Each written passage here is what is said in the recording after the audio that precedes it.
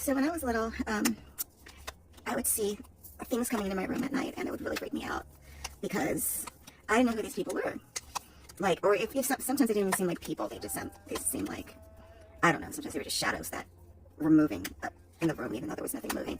And I was always afraid to have a good look, so I would pull the covers over my head and I would wrap my legs around so that they couldn't pull the sheets. Like, I don't even know that ever happened. But I was so afraid of them pulling the sheet off of me and causing me to look at them that I like, to this day, I cannot sleep without my feet bound up in the blanket or the sheet, because I don't ever want to experience I don't ever want to experience sheets being yanked off of me as I sleep. That's like my greatest phobia. And I have many of those, but that's one of them. So anyway, but I would, see them, but it wasn't that I felt that they were bad. I just didn't like that I had no control over the situation.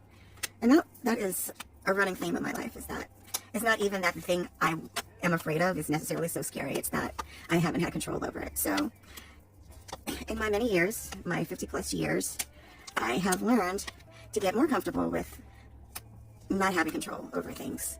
And that has made all the difference in changing the quality of life, because I'm not railing against things I can't change and spending all my time dwelling on things that I can't change like I used to be. Anyway, I'm getting off track because I wanted to talk about how I used to hear and see people at night. And then I got so tired of it, I just decided to stop seeing it. And I did. I just stopped. It's like, I never want to see you guys again. And then they never came back. And then I missed them. And then I spent some time trying to get them to come back. And they didn't start to come back until I was an adult. And that was by surprise. And they started coming. I remember when they came back, it was like I was so depressed on the time that they came back. And I remember that I was contemplating suicide because I had just gotten dumped in the most humiliating way possible. And I had this guy that was a total cokehead, and I thought I could change him, and I thought I could fix him. I thought I was going to be the one that was special enough to be stronger than his coke addiction. But what happened was that he would tell me whatever he needed to tell me to get him some money, and then he would run off and buy coke. But what I also didn't know was that he was running off to be with some girl that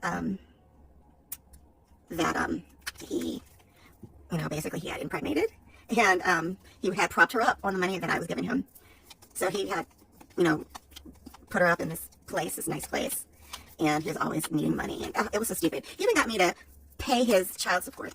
It was stupid. He got me to pay his child support. I thought I was supporting his kids, and he was supporting his girlfriend. Anyway, this is way off topic, because the real topic is, so I was really depressed about that guy. And I totally did it to myself. Everyone told me he's a cokehead. You can't change him, blah, blah, blah. I thought I could, so I got really depressed. And I just let myself go, and I was contemplating suicide because I felt worthless for a variety of reasons. It was bigger than him, but he was kind of the last straw.